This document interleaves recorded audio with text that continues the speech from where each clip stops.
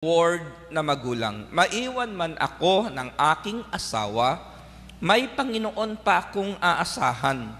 Kung hindi naman magulang nakaiwan sa iyo, boyfriend, di palitan mo yung word na magulang. Maiwan man ako ng aking boyfriend, may Panginoon pa akong aasahan.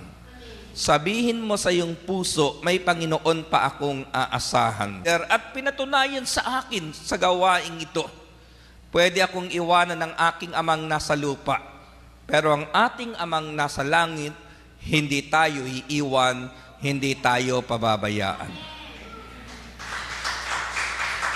At sa paglilingkod ko po sa Panginoon, kitang-kita ko, mga kapatid, yung ginawa ng Panginoon sa aking mga anak at sa aking susunod pang saling lahi. Sabi ni Paul, samantalang nakakulong sa lugar ng Roma, ay ganito, Philippians chapter 4, verse 12 and 13, naranasan ko ang maghikahos, naranasan ko rin ang managana. Natutunan ko ng harapin ang anumang katayuan, ang mabusog o magutom, ang kasaganaan o kasalatan. Ang lahat ng ito'y magagawa ko dahil sa lakas na kaloob sa akin ni Kristo. Nasundan ninyo, mga kapatid, naranasan ko ng maghikahos. Sabi ni Paul, naranasan ko rin ang managana. Natutunan kong harapin ang anumang katayuan na mabusog o magutom, ang kasaganaan o kasalatan. Lahat ng hirap naranasan niya. At lahat ng ligaya, nakita niya at naranasan niya.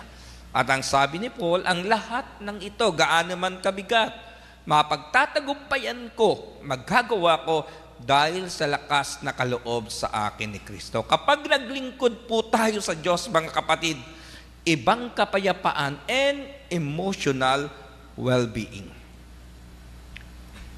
Madalas kong sabihin ito, ibinibilin ko, ang taong kalmado ay laging panalo.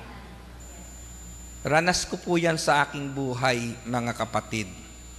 Kahit gaano kabigat ang daraanan mo, kahit ano ang sitwasyon mo, kapag kalmado ka, panalo ka. At nagiging kalmado lamang ang tao kapag ang kanyang buhay alam niya na kontrol ng Panginoon ang bawat sitwasyon. Kaya masarap pong maglingkod sa Diyos, mga kapatid. Masarap magpagamit sa Panginoon.